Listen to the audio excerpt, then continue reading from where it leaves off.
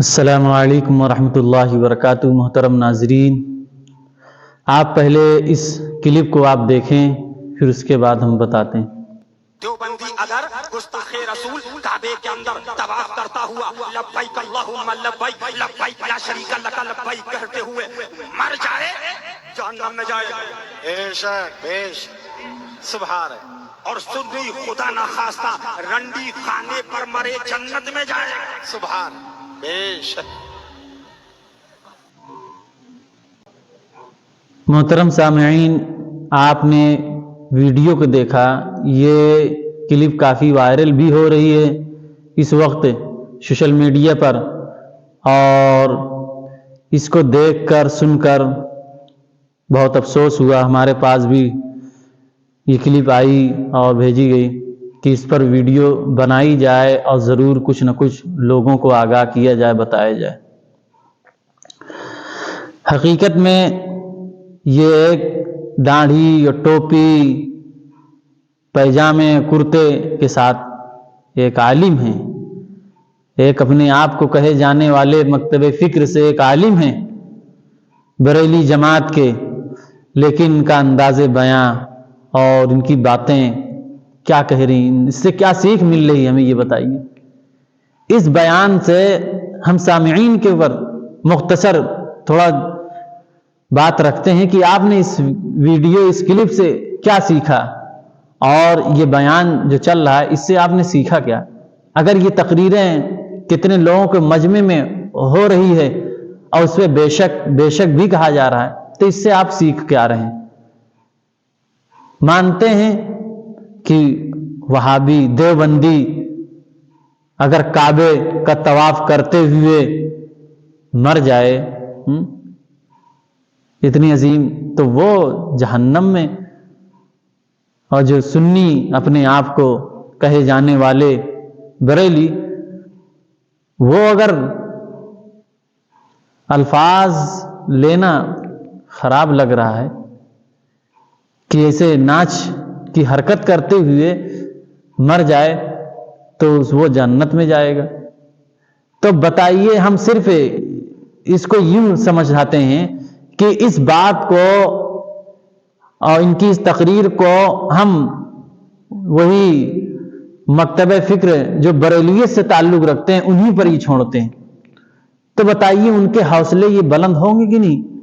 کہ ہمارا ایک عالم یوں کہہ رہا تھا کہ بھائی اگر ناچ گانا کرتے ہوئے، وہ الفاظ ہم دہرانا نہیں چاہتے، نہ ریپیٹ کریں گے، اس کے ساتھ اگر وہ مر گیا تو جنت میں جائے گا، تو حوصلہ یہ ہوگا کہ واقعی یار ہم تو ناچ گانے سنیں، شرابیں پئیں، کتنے بھی غلط کام کریں، ہم تو جنتی ہیں، ہمارے عالم دین نے تو یہ پروانہ دے دیا۔ بتائیے، ان کے تو حوصلے بلند ہو گئے۔ ایمان والا مسلمان اور جو اپنے آپ کو عالم کہے جانے والے، ایسی تعلیم کیا ہمارے نبی نے دی ہے؟ ایسا حوصلہ؟ صرف یہ ایک عناد ہے، حسد ہے ایک طریقے سے، یعنی جیسے ایک دوسرے میں، محلے میں یا پڑوس میں عام آدمیوں کے درمیان لڑائی ہوتی ہے، گالی گلوج ہوتا ہے، وہ اسٹیج سجایا گیا، ظاہر سی بات دین کے نام پہ سجایا گیا ہوگا، لیکن وہاں جو بولنے والا، وہاں جو بات کرنے والا، یہ جاہل سے بھی بدتر ہے۔ جاہل جسے کہتے ہیں، کہ بتائیے ہمارے نبی نے کیا یہ تعلیم دی؟ کیا اس طرح حوصلے بڑھائے؟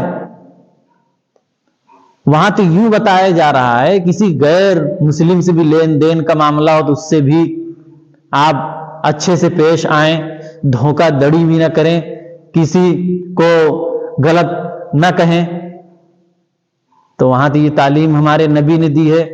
غیروں سے بھی اچھا ویوہار رکھنا چاہیے، محبت کے ساتھ، ہمدردی کے ساتھ ملنا چاہیے۔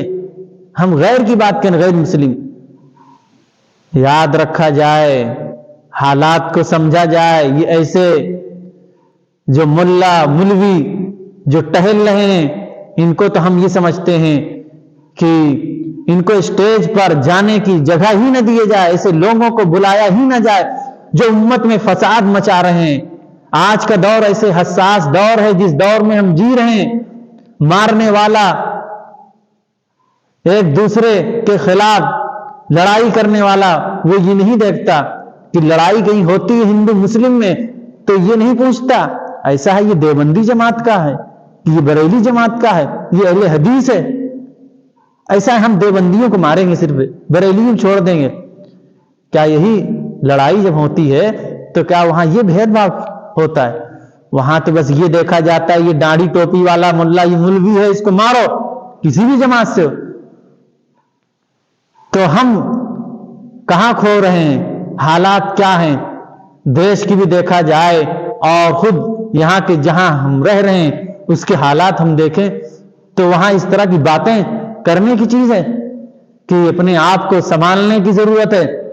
ہم ہی سمجھتے ہیں کوئی بھی کسی بھی مکتب فکر سے تعلق رکھتا ہے اور ہے مسلمان کلمہ پڑھنے والا تو اس کے ساتھ میل محبت رکھنا چاہیے، گرچہ آپ کو وہ چیز نہیں پسند آ رہی ہے کہ اس کا کام غلط ہے، ٹھیک ہے غلط ہے، لیکن کلمے کے اعتبار سے آپ اس سے تعلق رکھیں۔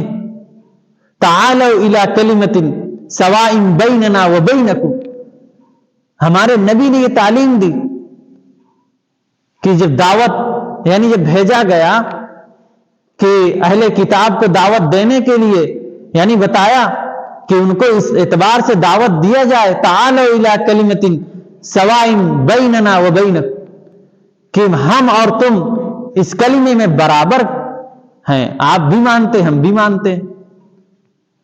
تو تعلیم دینے کا، بات کرنے کا طریقہ اس انداز سے ہونا چاہیے۔ آپ اگر دین کی تعلیم دے رہے ہیں تو اس میں طریقہ کار کیا ہونا چاہیے؟ یہ تو دین کی دعوت تھوڑی دے رہے ہیں، یہ تو جھگڑے کرا رہے ہیں، یہ تو فساد مچا رہے ہیں، یہ تو اپنی بھڑاس نکال رہے ہیں اسٹیجوں پر۔